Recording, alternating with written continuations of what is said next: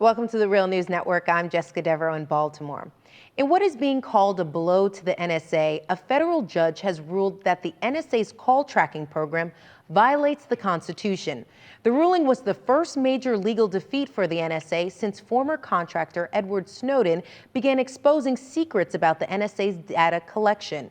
Here's a quotation from the judge, Richard Leon. He said, quote, "I cannot imagine a more indiscriminate and arbitrary invasion than this systematic and high-tech collection and retention of personal data on virtually every citizen for purposes of querying and analyzing it without prior judicial approval." He goes on to say, "Surely such a program infringes on that degree of privacy that the founders enshrined in the Fourth Amendment." Now joining us in studio to discuss all this is Ray McGovern. Ray is a retired CIA officer. He was employed under 7 U.S. presidents for over 27 years, presenting the morning intelligence briefings at the White House under Presidents Ronald Reagan and George H.W. Bush. Thanks for joining us, Ray. Most welcome. So, Ray, let's jump right into this and Judge Leon's decision. As I said in the introduction, he ruled that it was unconstitutional, what the NSA is doing. But I want to take up the counter argument because you have those who are saying that they are willing to suspend some of these constitutional rights for their safety. And they argue that, you know, we haven't had an attack on American soil since 9/11, and it's because of surveillance programs like the NSA. What's your response to that? Well, my response is, if you want to change the Constitution, there's a way to do that. But the Fourth Amendment is about the security of people, okay? It says the right of people to be secure from unreasonable searches and seizures shall not be violated, and no warrant shall issue except upon probable cause, particularly defining the area to be searched or the people or things to be seized. It's the simplest of all amendments. There is no way that NSA programs can square with that amendment. And Dianne Feinstein and Mike Rogers and all the people who are supposed to be overseeing this but are kind of overlooking it know that. So we have a very sick combination of NSA exceeding the Constitution, being blessed by the overseers of the so-called intelligence oversight committees, and then joined by these judges who have been co-opted into the whole process, the so-called FISA judges. Now, for the first time, we have a judge saying, hey, the Constitution supervenes. The Constitution is what we have to look at, and these things are clearly unconstitutional. Now, why is it this took so long? Because until now, nobody had standing, okay? Legalese for nobody could prove they were being snooped on. Hello, that's all by the board. So are we out of the woods?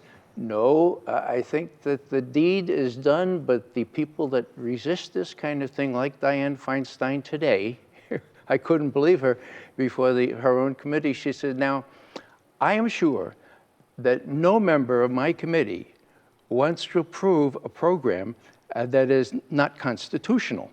Well, hello, then why did you do it? Yeah. So it's coming to a head now, and whether Judge Leon's opinion will be sustained is really up for grabs, because there are a lot of opposition to reining in the NSA because of this false dichotomy, this false choice that we're given between total security and total privacy, okay? Now, the president is wrong when he says we have to make that choice. If we want to fool around with total privacy, we've got to change the Fourth Amendment. He should know that. He supposedly taught the Constitution of the United States. And the judge even said that, essentially, that he hasn't seen any evidence that proves that we've actually stopped an imminent attack, right? Well, you know, that's just it. These people, we don't say in Washington, we don't say lies. We're in Baltimore, I guess. We can say, yeah, these people lie through their teeth, okay?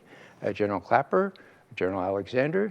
Alexander said initially, we thwarted, love that word, thwarted 54 terrorist attacks, okay? Now, even the press took that apart, but when he went back before the Judiciary Committee in the Senate, the chair says, well, how many of those had anything to do with the United States? He said, well, maybe 13. Well, how many actually were thwarted due to this evidence? One. And Clapper chimes in, he says, maybe 2. Well, hello.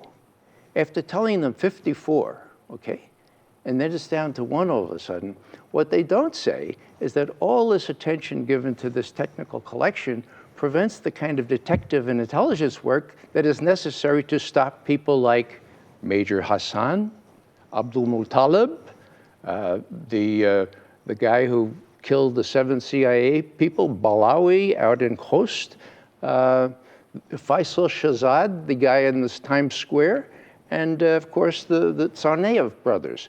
Those things should have been thwarted through normal intelligence detective activities. And where, for example, in Boston, where was the FBI? You know, they didn't even tell the Boston police that the Russians had told us twice these guys were really bad actors. Okay? Where were they?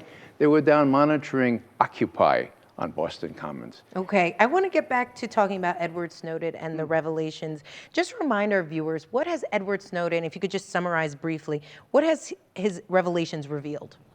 He's revealed that NSA has tapped into all the encryption devices of the major telecoms, of the major Google and other providers for the internet, that they've tapped into people like Angela Merkel, chiefs of state, and they don't seem to have had any adult oversight when they've done this.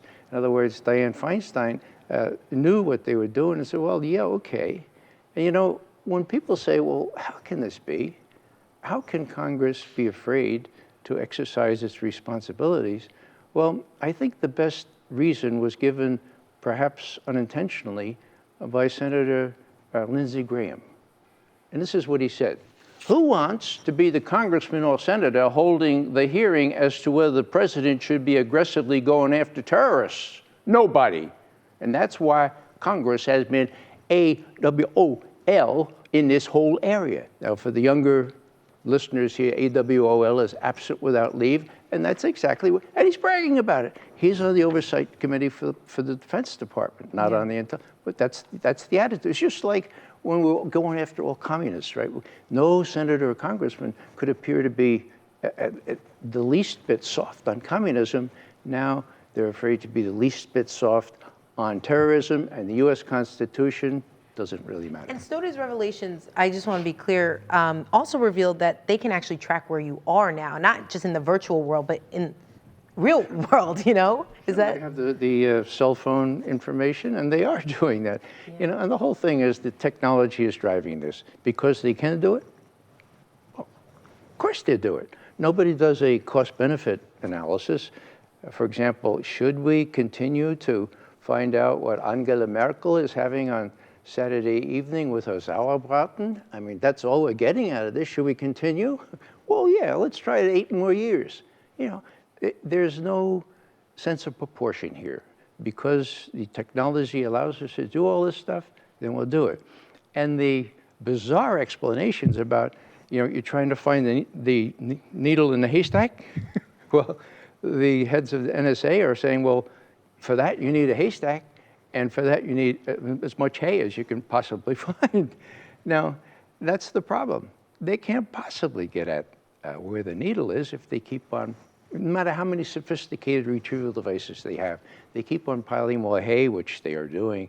They're not going to find the needle as easily as if they just applied traditional intelligence, police investigation devices. Okay, let's get to a statement that Edward Snowden released through Glenn Greenwald, a former Guardian journalist who reported on the leaks initially.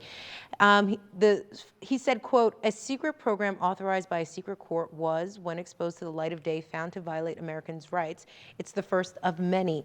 There are those saying that this ruling really vindicates Edward Snowden, and top NSA official Rick Leggett said in the 60 Minutes interview that aired this past Sunday that it's worth having a conversation about whether or not we should grant Edward Snowden amnesty. So we're hearing this word amnesty come up again, Ray. Do you think this ruling and Leggett's comments will actually see us move to that possibility? No, it's blowing smoke. I mean, look, Alexander himself, the head of NSA, said no deal. You know, we have to hold people accountable, which is a bit extremely bizarre coming from him. All right, you have to hold these people accountable. So that's just blowing smoke, trying to introduce a degree of humaneness to the way some people at NSA feel. There's no possibility of amnesty. There's no possibility of a deal.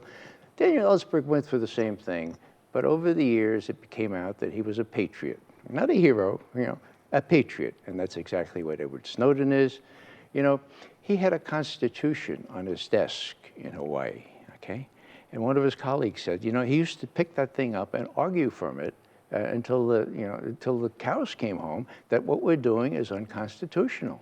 Now, why isn't that in the press? That came from one of the employees of NSA, a current employee, who was saying, hey, all this trash about Snowden is wrong. He was the brightest of the brightest, and we depended on him. That's how he got access to all this sensitive information. He didn't steal anything. He was just so much admired and so much trusted that he was a natural to be able to solve these problems and have all the information needed to be able to solve them.